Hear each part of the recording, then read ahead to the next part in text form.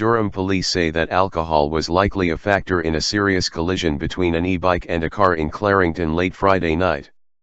According to police, a black Subaru Impreza was headed eastbound on Taunton Road at around 10:20 p.m. when it pulled into the passing lane to overtake another eastbound vehicle. That's when police say the Impreza collided with the e-bike. Police say the male e-bike rider sustained an extensive leg injury and was taken to a Toronto area hospital in serious condition. The driver of the car, meanwhile, was not injured. In a news release issued early Saturday morning, police said that investigators believe alcohol played a role in the collision. It is not clear whether any charges have been laid or will be. Premier Doug Ford's abrupt move to slash the size of city council nearly in half remains unpopular in some parts of the city, but a new poll is suggesting that it may have the support of the majority of residents overall. Dart Insight surveyed 669 adult Torontonians about their thoughts regarding the Ford government's decision to reduce the number of municipal wards from a planned 47 to 25. The survey found that 54% of respondents find the change to be either very much acceptable, 27%, or somewhat acceptable, 26%, compared to the 46% who oppose it. Opposition to the move was the highest in the downtown core and Etobicoke, where just 43 and 47% of respondents said that they found it to be acceptable. Meanwhile, support was highest in Scarborough, where 64% of respondents said that they found it acceptable. Interestingly, the survey also found that a slightly higher percentage of respondents believed that the change will result in a more effective city council. About 58% of them said that they felt that councillors will be more effective in getting things done under the 25-ward model than they would have been under the 47-ward model. That's compared with the 42% of respondents who said that they disagreed with that sentiment. In arguing for the changes, Ford has previously called Toronto City Council the most dysfunctional political arena in the country and has suggested that decisions can be made quicker with a slimmed-down elected body. Opponents of the move, however, have pointed out that with wards with populations of up to 120,000 residents will be deprived of proper representation at the municipal level. Those people have also questioned Ford's suggestion that a smaller council will save taxpayers $25 million over 4 years, since additional staff will likely have to be hired to serve larger constituencies. For what it is worth, 61% of respondents said that they believe slashing the size of council will save taxpayers millions. The survey was conducted between October 12 and 15 and is considered accurate to within 4.3 percentage points, 19 times out of 20. About 25,000 runners will take over the streets for the annual Scotiabank Waterfront Marathon on Sunday. Multiple road closures will go into effect on Saturday as preparations for the big race begin, and then a longer list of road closures will be in place on Sunday morning for the race itself. Here is a full list. Beginning Saturday at 11 a.m. Will reopen Sunday at 8 p.m. Bay Street will be closed in both directions from Queen Street West to Dundas Street West. Hagerman Street will be closed in both directions from Bay Street to Elizabeth Street. Elizabeth Street will be closed in both directions from Hagerman Street to Dundas Street West. Albert Street will be closed in both directions from Bay Street to James Street. James Street will be closed in both directions from Queen Street West to Albert Street. Sunday's closures: 4 a.m. to 11 a.m. University Avenue will be closed in both directions from Dundas Street West to King Street West. Armory Street will be closed in both directions from Center Avenue to Chestnut Street. 4 a.m. 4 p.m. Bay Street will be closed in both directions from Queen Street to Lakeshore Boulevard. Queen Street will be closed in both directions from University Avenue to Yonge Street. 5 a.m. 1 p.m. Lakeshore Boulevard will be closed in both directions from Windermere Avenue to Bathurst Street. 6 a.m. 1 p.m. Lakeshore Boulevard will be closed in both directions from Bathurst Street to Don Roadway. Harbour Street will be closed in both directions from York Street to Bay Street.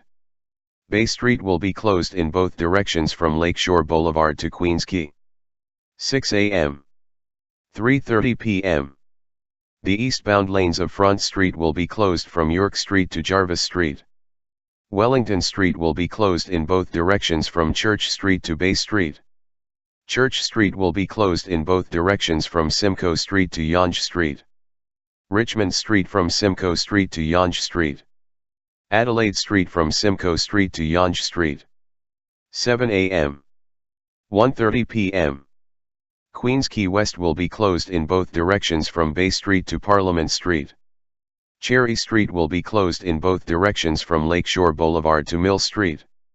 Mill Street will be closed in both directions from Cherry Street to Bayview Avenue. Bayview Avenue will be closed in both directions from Mill Street to River Street. 8 a.m. 11 a.m.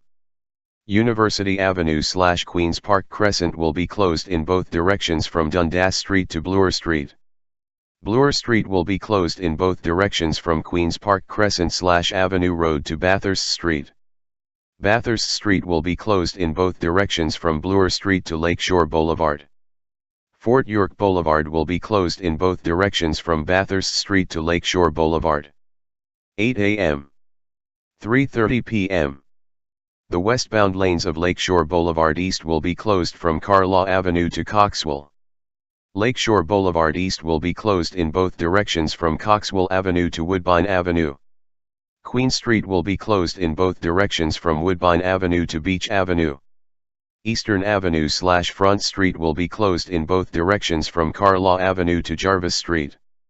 Toronto, the Ontario Cannabis Store says it has received about 100,000 online orders in the first 24 hours that marijuana was legal in Canada. The government-run OCS says 12,000 of those orders came within the first hour after legalization Wednesday morning.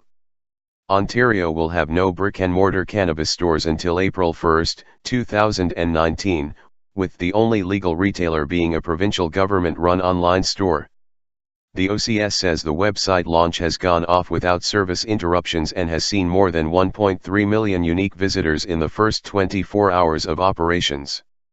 It says customers started to receive marijuana orders on Thursday. OCS President Patrick Ford says he is amazed by the volume of sales. Toronto once again this week, no winning ticket was sold for the $60 million jackpot in Friday night's Lotto Max draw. However, there were also 53 MaxMillions prizes of $1 million each up for grabs, and 23 of them were won, to be shared amongst 39 winning ticket holders across the country. The jackpot for the next Lotto Max draw on October 26 will remain at approximately $60 million, but the number of MaxMillions offered will increase to 55. Ottawa. The real reason the Liberal government hasn't been able to re-establish relations with Iran is due to its adherence to a stupid Canadian law allowing the seizure of Iranian assets, says Canada's recently expelled ambassador to Saudi Arabia. Denis Horak, who was expelled from Saudi Arabia in August after its rulers were incensed by a tweet from Foreign Affairs Minister Chrystia Freeland, offered that blunt assessment as he shed new light on another controversial moment in Canada's Middle East relations. 6 years ago, the previous Conservative government abruptly severed its diplomatic relations with Iran, shuttering its embassy in Tehran and expelling Iranian diplomats from Canada. The current Liberal government campaigned in 2015 on re-establishing diplomatic relations with Iran, but it has been unable to deliver on that foreign policy promise because Iran appears unwilling to re-engage. Horak, who retired recently, said one obstacle is standing in the way: the passage in 2012 of Canada's Justice for Victims of Terrorism Act, which allows victims of terrorism to sue countries that are listed as supporters of terrorism. Among other things, the law paved the way for last year's Ontario Court of Appeal ruling that upheld the seizure of $1.7 billion in private Iranian assets by a group of American plaintiffs whose loved ones were killed in terrorist attacks sponsored by the Iranian regime. It was a stupid law. And it's still a stupid law, Horak told a meeting of the Canadian International Council in Ottawa this week. But we're stuck with it? Horak, who was the Canadian Foreign Ministry's Director of Middle East Relations in 2012, said the three major federal parties supported the law. Then Foreign Affairs Minister John Baird abruptly announced the Tehran embassy closure in September 2012, accusing Iran of being a state sponsor of terrorism and saying it was for the safety of Canadian diplomats. Though he cited the attack on the British embassy in Tehran 10 months earlier that saw an angry mob storm the diplomatic compound, Baird and the Conservative government declined to say whether Canadian diplomats faced any imminent threat. Lost in all of the information about the reasons why, was the real reason. It was the Justice for Victims of Terrorism Act, frankly. That's the reason, that still exists, Horak said. It's no coincidence that we closed the embassy basically the day after the legislation became effective. After the attack on the British embassy, the Canadian government realized it had very poor security around its own compound, Horak said, suggesting that would leave it vulnerable to an Iranian mob. The British weren't even seizing Iranian government property. This law called for the seizure of Iranian government properties, said Horak, adding the Iranians have a very flexible view on diplomatic immunity. How could we possibly stay open under those conditions? He asked. How can we reopen under those conditions? Freeland's office did not respond to questions about the status of diplomatic talks with Iran.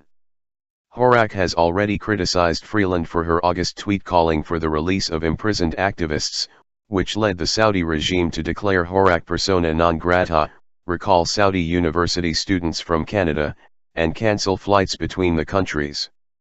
Horak said the tweet was ill-advised but Saudi Arabia overreacted in response.